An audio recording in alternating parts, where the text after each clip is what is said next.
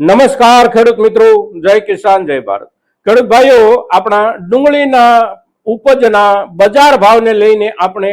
પાછળના દિવસોમાં ચર્ચા કરી અને એ ચર્ચા આપણે જ્યારે કરી ત્યારે આપણે એક મુદ્દા તરફ અંગુલી નિર્દેશ અવશ્ય કર્યો હતો કે આપણો ડુંગળીનો પાક એવો પાક છે અને અત્યારના સમયે બજારમાં જે બદલાવ કે ફેરફાર આવ્યો છે એની સાથે જોડાયેલા સીધા જે કાંઈ એકાદ બે કારણો છે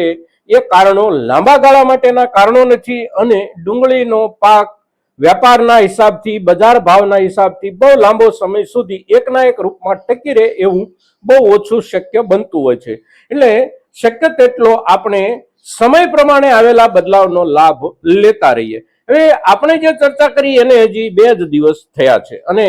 આજના દિવસના હિસાબથી આપણે જોઈએ તો ફરી પાછો ભાવોમાં આજે બદલાવ આવ્યો છે। હવે જે બદલાવ આવ્યો છે એ બદલાવને આપણે જોઈએ તો આપણા દેશના આપણા ગુજરાતના જે બજારો છે, મુખ્ય બજારો આપણે બે કહી શકીએ, મહુવા અને ગોંડલ, તો એમાં આવકોમાં કોઈ વધારો નથી કારણ કે આપણામાંથી મોટા ભાગના ખેડૂતોએ લગભગ ડુંગળી વેચી નાખી છે। પણ બાકીના જે મુખ્ય વાવેતર વિસ્તારો છે ત્યાંના ખેડૂતો પાસે હજી ખૂબ મોટા પ્રમાણમાં ડુંગળીના પાકનો સંગ્રહ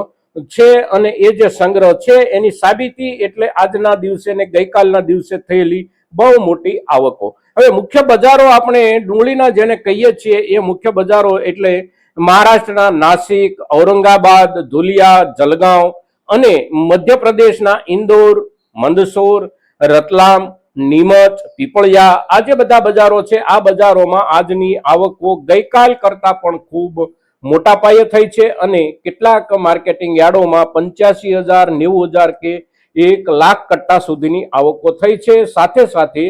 જે વિસ્તારો આપણે કહીએ છીએ અહીંથી મહારાષ્ટ્રના અને મધ્યપ્રદેશના આ વિસ્તારોમાં મોટા પાયે વરસાદ છે, ગઈકાલનો પણ છે અને આજનો પણ છે, એટલે કાંઈક અસર વરસાદની થઈ, કાંઈક મોટી આવકો થઈ। સાથે સાથે અત્યારના સમયના બદલાવની શરૂઆત જ્યાંથી થઈ એ શરૂઆત એટલે બાંગ્લાદેશ સાથેના વેપારની વાતો, વેપારની ચર્ચા અને આપણે ત્યાંથી માલની નિકાસ થવાની ઊભી થયેલી શક્યતાઓ। પણ આપણે સૌ જાણીએ છીએ ભારતવાસીઓ કે બાંગ્લાદેશ અને પાકિસ્તાન આ બે દેશો એવા છે કે એમની સાથે વેપાર વહીવટમાં મોટા ભાગે કંઈ ને કંઈ મુદ્દો અવશ્ય ઉપસ્થિત થાય કારણ કે સીધી રીતે વેપાર કરે કે સીધી રીતે વર્તન કરે આવા પ્રકારના લક્ષણો આ બેમાંથી એકેય દેશમાં નથી, એનો આપણને બહુ લાંબો અનુભવ છે। અને એ જ પ્રમાણે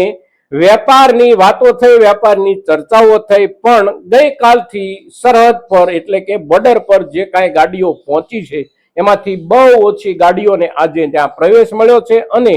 એમણે માલ પર જથ્થાનો એક પ્રતિબંધ મૂકી દીધો 300 ટનનો। હવે 300 ટન ડુંગળી એટલે 15 ખટારા ડુંગળી થઈ। 15 ખટારા ડુંગળી આપણે અહીંથી ત્યાં મોકલીએ અને એની અસર આપણા બજારમાં ઊભી થાય આવું તો શક્ય નથી કારણ કે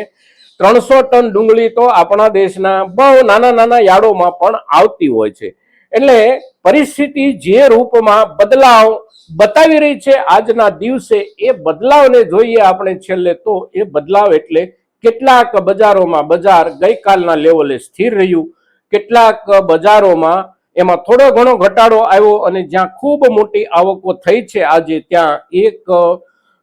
કિલોએ લગભગ 3 રૂપિયા જેટલો કે 2.5 રૂપિયા જેટલો ઘટાડો એક જ દિવસમાં આવી ગયો છે। એટલે કે 20 કિલોએ લગભગ 50 થી 60 રૂપિયા જેટલો ઘટાડો આવ્યો છે। સારા માલમાં પણ ઘટાડો છે, મધ્યમ માલમાં પણ ઘટાડો છે અને જે નીચેનો માલ છે જેને થોડો ઝડપથી ખરાબ થઈ જતો કહી શકીએ આપણે એવો માલ છે એમાં થોડો વધારે ઘટાડો આવ્યો છે અને કેટલાક બજારોમાં આજના દિવસે એના વેપારો પણ ન આવે એવી પરિસ્થિતિ ફરી પાછી ઊભી થઈ ગઈ છે માત્ર 2 જ દિવસની ગતિવિધિઓના કારણે। ગતિવિધિઓમાં એક ગતિવિધિ આપણે ખેડૂતો તરફથી ખૂબ મોટા પાયે માર્કેટિંગ યાર્ડમાં ડુંગળીની આવકો અને બીજું બાંગ્લાદેશ સાથે વેપારનું જે કાંઈ ચિત્ર શરૂઆતમાં બતાવવામાં આવતું હતું એ ચિત્રમાં આવેલો મોટો બદલાવ। કોઈ મોટા જથ્થામાં આપણે ત્યાંથી ડુંગળી ત્યાં જશે અને અત્યારના દિવસોમાં જે જવાની આપણી કલ્પનાઓ, આશાઓ કે ગણતરીઓ હતી એ પ્રમાણે ત્યાં માલ જાય એવી શક્યતાઓ જ્યારે ધૂંધળી બની રહી છે ત્યારે બજાર પર એની અવશ્ય અસર થતી હોય છે અને આજે એની અસર બજારમાં દેખાઈ રહી છે। તો આજના દિવસે આપણે જ્યારે આ એપિસોડ અપલોડ કરી રહ્યા છીએ ત્યારે ખાસ માત્ર આ એક જે બજારને લઈને સમાચાર છે એ સમાચાર સૌના સુધી પહોંચે અને આપણી પાસે જે કાંઈ ડુંગળી સંગ્રહિત હોય થોડી ઘણી, બહુ જાજો માલ આપણા ગુજરાતના ખેડૂતો પાસે નથી, તેમ છતાં પણ સમય પ્રમાણે સમયને ઓળખી અને આપણે આપણા ઉત્પાદનનો નિર્ણય કરીએ. મિત્રો, આજના દિવસે આજના હિસાબથી ડુંગળીના માહોલમાં આવેલા ફેરફારની જ્યારે ચર્ચા કરીએ છીએ ત્યારે મહત્તમ ખેડૂતો સુધી આપણી આ ચર્ચા પહોંચે એ માટે આપ સૌના સહયોગની અપેક્ષા સાથે જય કિસાન, જય ભારત.